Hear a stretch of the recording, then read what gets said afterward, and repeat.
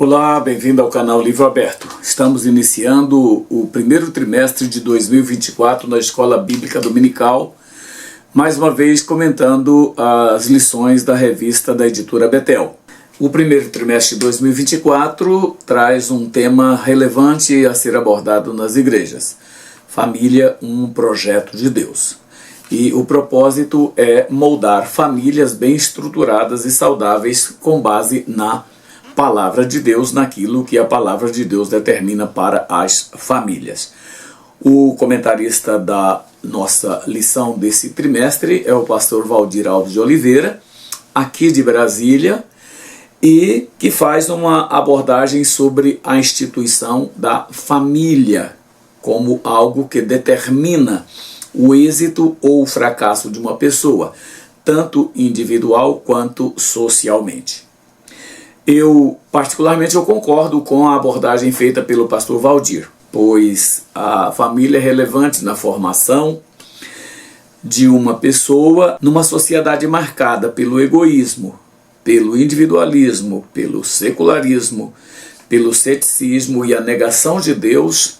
A família, sem dúvida, se constitui como base essencial para a preservação da integridade do ser humano como um todo. Nós vemos hoje cada vez mais o casamento e a família serem desvalorizados. Infelizmente, são atacados de todos os lados numa tentativa maligna de destruir a maior base, eu diria, que uma pessoa pode ter na sua formação. Sem dúvida, a família é a instituição social que mais ajuda o indivíduo no seu desenvolvimento.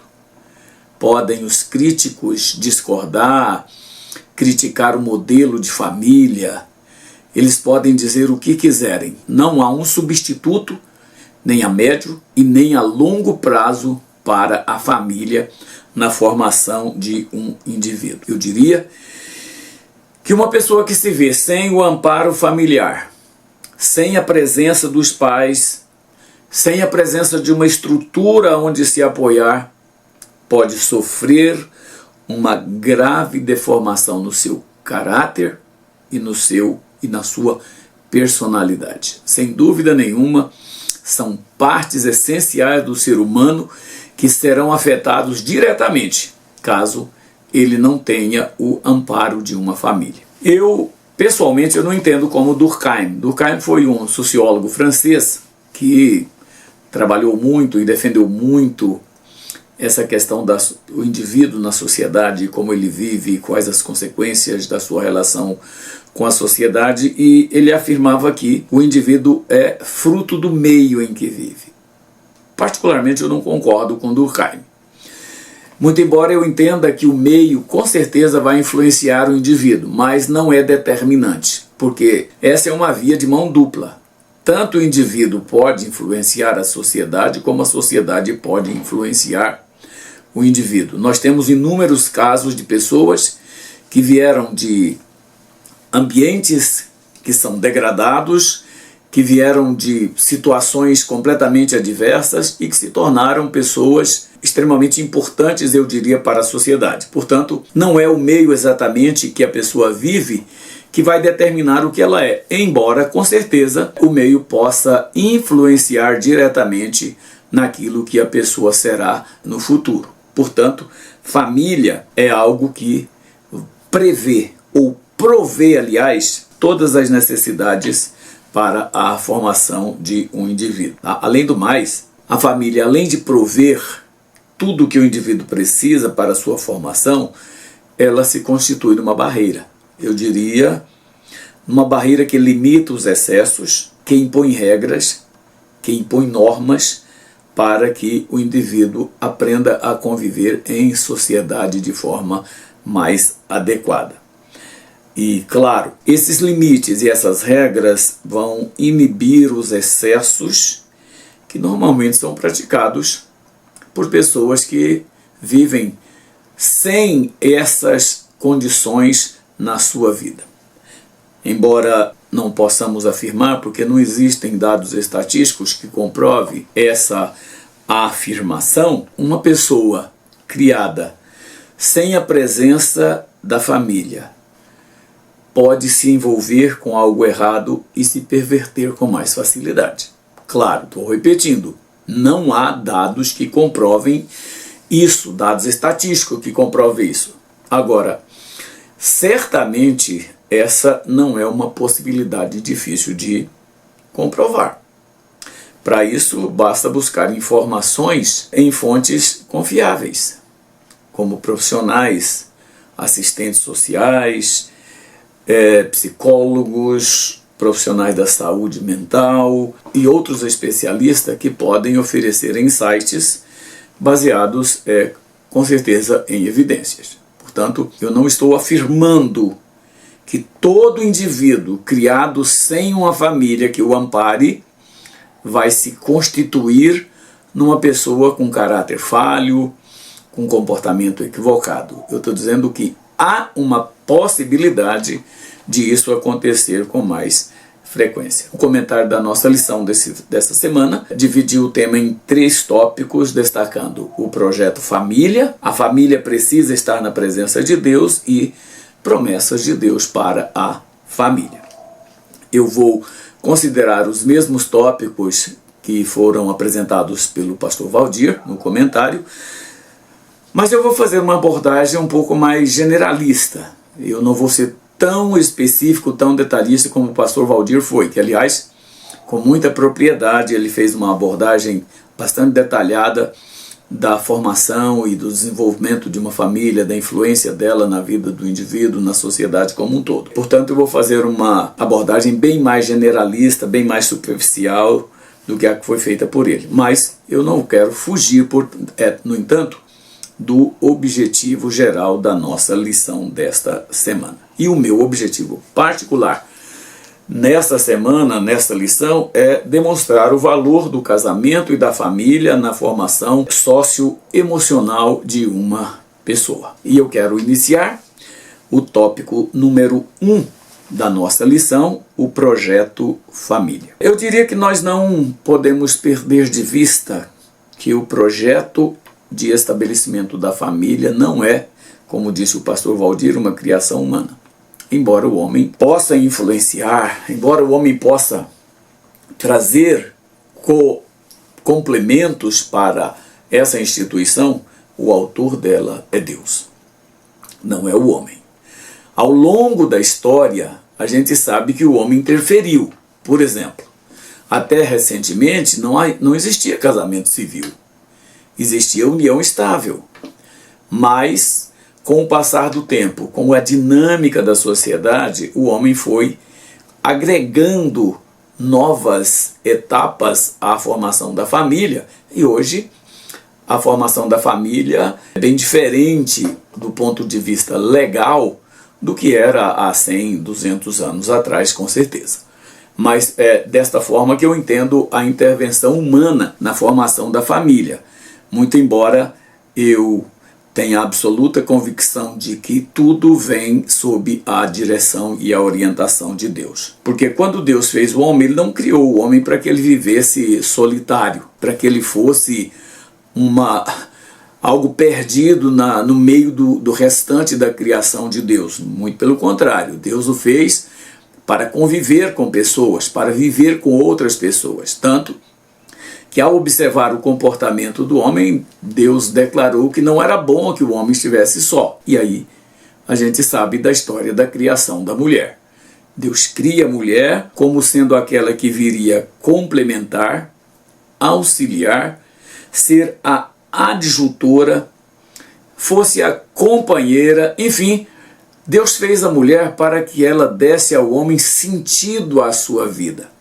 Foi isso que significou a mulher na vida do homem. Quando Deus a criou, Ele a criou com esta finalidade, com este propósito. Para atender ao objetivo da criação do homem, Deus estabeleceu a família. A família que era onde o homem encontraria tudo o que ele precisasse para o seu pleno desenvolvimento. Ele encontraria alimento, segurança, proteção, amigos leais e sinceros, e uma formação saudável. Poderíamos agregar aqui mais outras informações, mas eu creio que essas são suficientes. E tudo que se constrói exige investimentos. Você não faz nada sem que você invista alguma coisa. Tempo, dinheiro, talentos e outras coisas mais. O casamento e a família não são exceções à regra. Para o convívio harmônico em família, existe a necessidade de investimentos. Existe a necessidade de que o homem exerça determinadas práticas, que ele faça, entre aspas, a sua parte. E eu queria apenas destacar aqui algumas características ou algumas, eu diria, qualidades que o homem precisa levar para o casamento, a fim de que o seu casamento, a sua família seja bem sucedida. O casamento seja bem sucedido. O casamento, eu posso garantir, ele não tem base financeira, econômica, embora isso com certeza possa influenciar positivo ou negativamente, mas não é a parte mais importante no casamento, as finanças. Eu diria que talvez não numa ordem de prioridades, mas numa escala que poderia ser considerada, eu creio que a primeira qualidade ou algo diferente que o homem deve levar para o casamento seja o amor. O amor que entrega completamente, o amor que reconhece no outro o valor do outro, o amor que se doa, o amor que não cobra porque se doa, o amor que faz para o outro aquilo que ele gostaria de receber, entretanto sem esperar receber. É a forma de amor que eu diria mais altruísta do que egoísta. É uma forma de amor que dá ao outro a liberdade e não a priva da sua vida e da sua individualidade. Então eu creio que o amor seria talvez a coisa mais importante que o homem pudesse levar para um relacionamento no casamento. Embora, claro, não seja a única coisa. Talvez atitudes como perdão devem andar emparelhados com o amor. Por quê? Porque o perdão, ele cobre todas as transgressões do outro. Então, nós precisamos aprender a perdoar. Nós precisamos aprender a conviver com o outro, tendo por base o perdão quando houver uma falha do lado de lá. Nós precisamos disso. Além disso, há a questão do companheirismo. Casamento é companheirismo, é andar juntos, é convivência, é participação na vida do outro, é deixar que o outro participe da sua vida. Então tudo isso são coisas que devem existir e estruturar um casamento. Eu diria, falando numa linguagem mais economista, como o pastor Valdir é um economista, seriam esses investimentos que ele precisaria fazer. Além disso, tem a questão da cooperação. Um casamento não é feito de duas pessoas separadas, mas de duas pessoas que se tornam uma. Como diz a Bíblia, serão os dois uma só carne. Cooperação é a maneira pela qual a pessoa deve conviver com a outra, cooperando em todos os sentidos, não apenas ajudando em determinadas tarefas, mas principalmente cooperando com o equilíbrio emocional, com a formação daquela pessoa. Porque cada um de nós não para de se desenvolver ao longo da vida. Você começa quando você é formado, é gestado, você começa a se desenvolver e até você chegar ao túmulo você está se desenvolvendo. A cooperação é uma forma de ajudar o outro a se desenvolver da forma mais saudável, mais plena possível. Você tem ainda a questão da amizade. A amizade é uma forma de relacionamento onde um busca ajudar o outro sem nenhum interesse. Amizades sinceras são importantes na vida do ser humano em qualquer lugar, mas na família é essencial que haja amizade sincera, amizade verdadeira, amizade que coopera, que não exige, que se doe. Isso é muito interessante. Há também a questão da responsabilidade. Uma pessoa que constitui uma família precisa saber que ele é responsável por manter aquela família, por sustentar aquela família. Os dois devem trabalhar e devem agir para que a família seja uma família bem-sucedida, agindo com responsabilidade, agindo com planejamento em tudo aquilo que for fazer, não fazendo nada precipitadamente, não agindo sem reflexão, não agindo de forma que daqui a pouco vai trazer dificuldades e problemas para a família. Há a questão do comprometimento. Todos nós que pertencemos a uma família precisamos ser comprometidos com ela. O comprometimento exige que você esteja presente nos momentos difíceis, nos momentos bons. O comprometimento exige que você participe de cada situação. Ser comprometido com a sua família é você estar envolvido, é você estar dentro de casa, é você estar acompanhando tudo. Isso é importante na convivência, no relacionamento de uma família. Também a compreensão. Quantas vezes precisamos disso nos nossos relacionamentos? E é interessante que muitas vezes nós somos compreensíveis com pessoas de fora, com terceiros, mas não dentro de nossas casas. Dentro de casa somos exigentes, cobramos e às vezes somos impositores, às vezes somos mandões, queremos ser o dono e falta-nos a compreensão muitas vezes da fragilidade do outro, da incapacidade do outro de realizar certas coisas e nós queremos que isso aconteça. Essa não é uma prática muito saudável na formação de uma família. E eu diria que, paralelamente ao amor e a todas essas características que eu acabei de apresentar, eu diria que algo que precisa essencialmente ser feito na família é a busca desta família pela presença de Deus. A família ela não pode ignorar essa necessidade, é uma carência, é algo que o ser humano não pode prescindir.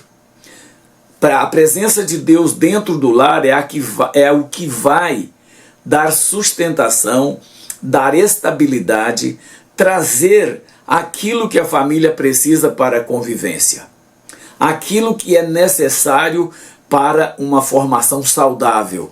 Sem essas características e sem essa busca pela presença de Deus, vai faltar muita coisa para que esta família possa se estruturar e se estabelecer. Mas veja, a questão da família exige investimento, exige que a pessoa faça aquilo que ela precisa fazer, porque Deus, quando fez a família, quando Deus fez o casamento, quando Deus criou essa instituição, Ele a fez com propósitos bastante claros, com objetivos bastante claros. E eu queria destacar aqui apenas 4 objetivos que Deus teve quando Ele criou a família. O primeiro deles, com certeza, foi a perpetuação da espécie de uma forma organizada, para que o ser humano não se reproduzisse como reproduzem os animais. A reprodução humana, eu diria, ela é controlada. Ela é feita dentro de um ambiente onde o ser que surge tenha todo o amparo, ele tenha todas as condições para que ele se desenvolva, para que ele cresça, se forme. E esse ambiente que oferece tudo isso é a família. Deus a criou exatamente para isso. Um outro objetivo que Deus criou para a família foi o trato responsável com o sexo. O sexo não é algo para que o homem pratique de qualquer jeito, que ele viva de qualquer jeito. O sexo é algo que é determinante na perpetuação da espécie, na sobrevivência da espécie. Agora, ele deve ser praticado de modo responsável, de modo consciente, e a família é o ambiente adequado para que essa prática seja feita. Se não houver isso na família, haverá com certeza desvios na conduta do ser humano, tanto do homem quanto da mulher. Por isso, Deus, quando cria a família, ele coloca o trato responsável do sexo como um dos objetivos. Além do mais, o casamento oferece ao homem a possibilidade de manter a pureza na conduta conjugal. Se não houvesse o casamento, se não houvesse os contratos entre os seres humanos na formação da família, como seriam as relações conjugais? Como elas se realizariam sem a imagem, sem a figura, sem a instituição do casamento? O casamento, portanto, ele dá ao homem a oportunidade da pureza na conduta conjugal. E eu diria ainda que um quarto objetivo é a estruturação da sociedade. Já alguém disse que a família é a célula máter da sociedade. Como que isso pode acontecer? Deus, ao criar a família, ele a estabelece como a base, a parte mais importante em uma sociedade. Não existe nenhuma sociedade, mesmo aquelas consideradas mais primitivas, que vivam sem uma estrutura familiar.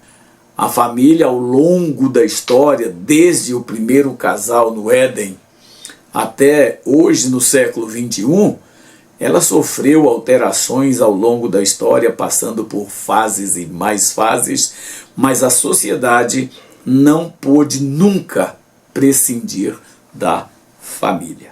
E eu diria que ainda o casamento possibilita ao homem uma convivência tal que ele é hoje aquele que prevalece sobre toda a criação. Já se diz que o homem é a coroa da criação de Deus, exatamente porque ele prevalece, porque ele mantém essa posição, sem dúvida nenhuma, por conta da sua convivência e da sua relação familiar. E o modelo ideal de família está descrito na Bíblia, e ele foi estabelecido por Deus. O homem pode influenciar? Pode. O homem pode criar novidades numa relação familiar? Pode, mas o modelo ideal de família é uma criação de Deus e não há como o homem alterar isso. A base da família é um homem e uma mulher, tá? Constituída pelo casamento. O casamento pode mudar de cultura para cultura, ele pode ser realizado das formas mais diversas, mas é o casamento que caracteriza o início de uma nova família. Foi assim que Deus estabeleceu desde o começo e é assim que vem até hoje ao longo de milênios, como a gente tem acompanhado. A formação de uma nova família exige a criação de um novo lar. Portanto, quando uma pessoa se casa, como diz a Bíblia, deixará o homem o seu pai e a sua mãe e unirá a sua mulher. E essa união, a nova família que surge a partir do casamento, deve reforçar as famílias originárias e não se afastar delas. Quando a Bíblia diz que deixará o homem pai e mãe e unir-se à sua mulher, é a questão da independência. É a questão de você ter autonomia. Abandonar pai e mãe não implica rompimento de amizade, de parentesco, mas independência e autonomia. Portanto, se você se casa, você não se livra da sua família. você continua como partícipe dela, independente de qualquer coisa que aconteça. Portanto, o casamento forma um novo lar, ele forma uma nova base familiar, ele forma uma nova estrutura que vai dar base para a sustentação e formação de novas pessoas. É assim que funciona.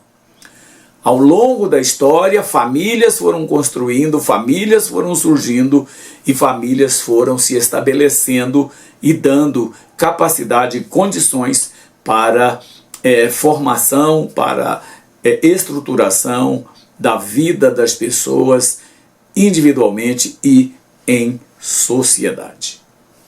O tópico número 2 da nossa lição fala sobre a família precisa estar firmada em Deus. Eu diria que o casamento é a base para o estabelecimento de uma relação entre Deus e a família. Não que uma pessoa solteira, claro, não possa se relacionar com Deus. Pode. Mas essa pessoa solteira, com certeza, ela vai se relacionar melhor com Deus, tanto mais próxima ela estiver da sua família originária. O casamento, ele não é apenas um contrato social. É um contrato para convivência com o outro e com Deus. Então, por isso, é relevante que a pessoa, que a família esteja firmada realmente em Deus. Ou seja, Deus deve ser a base de sustentação, deve ser aquilo que preserva e que mantém a família. A família firmada em Deus deve desenvolver relacionamentos saudáveis dentro do lar. Não há como você dizer que a sua família está na presença de Deus se ela vive numa crise de harmonia, se ela vive numa crise de relacionamentos, onde as pessoas se agridem, onde as pessoas não se toleram, onde as pessoas não se respeitam, onde as pessoas não se admiram e não amam umas às outras. Família deve necessariamente desenvolver relacionamentos saudáveis. Se na sua família ocorre qualquer coisa que está tirando essa forma de convivência, alguma coisa está errada. Precisa ser revista, eu diria, imediatamente. O relacionamento saudável, ele é caracterizado pelo menos pelo respeito entre as pessoas, pela gratidão, o reconhecimento de que o outro é importante para você, pela solidariedade e pelo companheirismo. Sem pelo menos essas 4 características, um relacionamento saudável numa família vai ser mais complicado de se realizar. Uma família firmada em Deus, eu diria, tem condições de resistir às investidas do inimigo contra ela. O escritor de Eclesiastes, ele afirma que quando alguém tenta agredir uma pessoa que está acompanhada, os dois poderão resistir. E ele arremata dizendo que o cordão de 3 dobras não se quebra facilmente. Então veja que a família que está firmada em Deus tem condições de resistir. Para isso, o que ela precisa? Ela precisa ter mais intimidade com Deus. Ela precisa ter uma convivência com Deus de modo mais claro, de modo mais pleno. Nós não podemos ter uma relação com Deus de modo muito superficial, distante. Um Deus que não aparece, um Deus que não está aqui conosco. Um Deus meio agnóstico, que a gente não tem como conhecer. O Deus a quem nós servimos precisa ser o Deus que é íntimo nosso, com quem podemos falar, orar, depender dele, falar com ele das nossas carências e das nossas necessidades. A família firmada em Deus se desenvolve, ou se envolve, eu diria, mais facilmente na própria obra de Deus. Quando não há harmonia dentro do lar, quando não há uma convivência pacífica, quando as pessoas não se comprometem a viver de acordo com a palavra e a vontade de Deus dentro da família, será muito difícil o envolvimento dessa família com qualquer coisa na obra de Deus. Dificilmente você vai ver surgir um grande líder dentro da igreja vindo de uma família onde há muitas complicações. Não estou dizendo que isso não acontece, pode acontecer, porque a chamada é de Deus, Ele chama quem Ele quiser, da forma como Ele quiser. Mas do ponto de vista humano, do ponto de vista social, do ponto de vista lógico, é bem mais complexa a posição de uma pessoa que vive numa família desarmonizada do que uma pessoa que vive numa família onde há uma convivência pacífica e uma relação de harmonia entre cada um dos seus membros. Eu diria que a família firmada em Deus desenvolve mais facilmente princípios bíblicos dentro do lar. E eu diria que sem o desenvolvimento de princípios bíblicos dentro de casa, é bem mais difícil a formação espiritual, a formação do caráter, a formação da personalidade de uma pessoa. A gente sabe que as nossas crianças, elas sofrem influências muito diretas daquilo que elas veem, daquilo que elas ouvem. E, portanto, princípios bíblicos são essenciais na formação de uma família, na formação de uma pessoa. Claro que não é apenas isso, mas essa questão ela é fundamental, ela é essencial na formação de uma pessoa. O terceiro tópico da nossa lição de hoje fala sobre as promessas de Deus para uma família. Amados, as promessas de Deus para a família são inúmeras. Agora, tem um detalhe. Elas estão condicionadas à obediência. Se nós desejamos alguma coisa de Deus, não que sejamos legalistas. Não é legalismo isso. Às vezes você pode pensar assim, Deus ele faz quando ele se agrada da gente, como ele fez com Noé, como ele chamou Moisés, como ele chamou tantos outros, como ele chamou Paulo, que era, em tese, um perseguidor e assassino na igreja. Mas não é disso que eu estou falando. Eu estou dizendo que se você quiser viver de acordo com a vontade de Deus, você precisa obedecê-lo. As Escrituras dizem que a obediência ela é fundamental. Veja o que diz o Salmo 128. Bem-aventurado aquele que teme ao Senhor. Ou seja, é feliz aquele que teme. Não é porque ele quer ser, mas é porque ele teme ao Senhor e anda nos seus caminhos.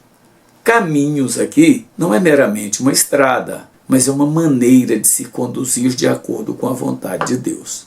Andar nos caminhos de Deus é você fazer as coisas de acordo com a vontade dele. A bênção, eu diria, para todos no lar. As promessas de Deus para a família não excluem ninguém dentro de casa. O homem vai ser bem-aventurado. O versículo 2 diz assim, olha, será feliz e tudo irá bem com ele. Então, o homem, Deus tem para ele a felicidade dentro do lar, o êxito naquilo que ele faz. É como diz o Salmo número 1. Aquele que teme ao Senhor, tudo que ele vai fazer prospera. Mas é aquele que teme. Não é qualquer pessoa. Então a promessa de Deus é para aqueles que o temem. Se você quer ter uma família bem-sucedida, a primeira regra não é ter um bom emprego com uma renda familiar alta, mas é você temer a Deus. Porque o dinheiro que você ganha, ele pode ser evaporado de um minuto para o outro, sem que você possa controlar isso. Agora, as bênçãos que Deus dá decorrente da sua obediência a Ele, essas ninguém tira de você, ninguém toma. Ninguém pode influenciar para que você não as desfrute. A Bíblia diz ainda que a mulher é como uma videira frutífera. Veja só, o versículo 3 do Salmo 128. Sua esposa no interior de sua casa será como uma videira frutífera. Essa é uma metáfora extraordinária para o papel relevante da mulher dentro de casa. Se você considerar o que significava naquele tempo uma videira para uma família. E os filhos? A Bíblia diz que os filhos serão como rebentos de oliveira ao redor da sua mesa. Além disso, A longevidade e saúde acompanharão aos que temem ao Senhor. Além disso, a longevidade e saúde acompanharão aos que temem ao Senhor. A Bíblia diz que aqueles que temem ao Senhor, eles verão os filhos de seus filhos. Então note que você vai ver seus netos. E esta é uma possibilidade, uma condição absolutamente extraordinária. Numa época em que a expectativa de vida era muito baixa. E você poder contemplar os filhos de seus filhos é algo extraordinário. Então pense que as bênçãos prometidas a uma família estão atreladas diretamente à obediência, à submissão que temos a Deus.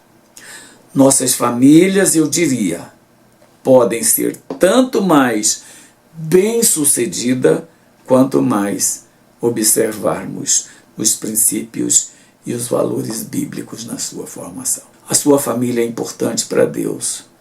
O seu comportamento vai influenciar sua família. As suas atitudes serão algo que vai dar base para sua família, ela sobreviver e se relacionar em sociedade. A sua conduta é muito importante dentro da sua casa. Você precisa saber que quando Deus te deu a oportunidade de constituir uma família, Ele o fez para que você pudesse formar uma família plena de acordo com o projeto que Ele tem na sua palavra. Eu quero encerrar esse comentário agradecendo a você por ter visto esse vídeo até aqui e pedir que você me ajude a conseguir mais inscritos para o canal. Nós queremos avançar agora nesse novo trimestre e alcançar um número significativo de inscritos aqui no canal. E eu vou contar muito com a sua ajuda. Por favor, veja aí o que você pode fazer para me ajudar. Eu quero encerrar esse vídeo falando sobre algumas aplicações que eu sempre faço ao final de cada uma das nossas lições. A primeira aplicação é que, numa fase de avanços científicos e tecnológicos como a que vivemos, a família cristã precisa colocar em prática princípios bíblicos que a coloquem em harmonia com a vontade de Deus. Os avanços da ciência, os avanços da tecnologia parecem nos separar de Deus. O que significa você conviver na sua casa em harmonia com princípios bíblicos e com a vontade de Deus? Primeiro, aprenda a fazer a celebração do culto doméstico, o culto da sua família, o culto entre você, da sua casa, sua família e Deus. Eu diria, irmão, sem dúvida nenhuma, o culto na família, o culto doméstico que hoje está completamente abandonado, em desuso, com raríssimas exceções. Não se assuste com o que eu vou dizer. O culto doméstico é mais importante do que o culto que você participa na igreja no domingo à noite. Lembre-se disso. Nós precisamos desenvolver em nossas casas o hábito da oração. Se não tiver condições de você desenvolver orações coletivas junto com a sua família, aprenda a desenvolver o hábito de orações individuais. Mas a oração não pode faltar no lar. Pode faltar qualquer coisa, menos a oração. Além disso, nós devemos desenvolver o hábito do estudo da Bíblia em casa. Estudar a Bíblia é mais do que ler a Bíblia. Eu diria que nós precisamos em casa estudar a Bíblia com os nossos filhos. Estudar a Bíblia no culto doméstico. E eu não estou dizendo aqui que você vai fazer um culto doméstico que vai demorar 1 hora. Não. Culto doméstico em casa, geralmente a gente faz principalmente quando as crianças são pequenas, em 15, 20 minutos. Mais do que isso se torna cansativo para as crianças. Mas o estudo da palavra de Deus precisa ser feito. Primeiro, em família, e depois, individualmente. E nós precisamos, por fim, passar aos filhos princípios bíblicos que podem dar suporte para os momentos de lutas e ansiedade deles. Aqueles que têm na palavra de Deus a base de sustentação para suas vidas, com certeza, terão mais facilidade de enfrentar crises, de enfrentar dificuldades. Segunda aplicação que eu queria. A prática do perdão ainda é a melhor forma de resolver quaisquer atritos no âmbito familiar. Uma família que não se perdoa é uma família que se destrói. É uma família onde, ao invés de se dar alimento, se dá veneno. Onde, ao invés de crescerem, se abatem e se matam. O perdão é algo absolutamente importante dentro de casa. Não importa o tamanho ou a natureza do erro que o outro cometeu. Não importa. O perdão é essencial. Por fim, muitos problemas que as famílias estão enfrentando hoje poderiam ser evitados se todos que acompanhem estivessem mais comprometidos com Deus.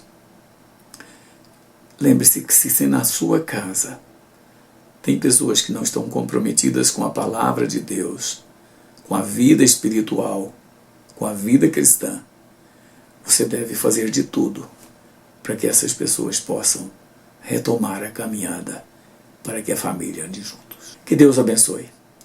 Que sua primeira aula nesse trimestre seja uma bênção. Que seus alunos cresçam e aprendam muito mais nesse trimestre sobre a importância, o valor da família. Amém.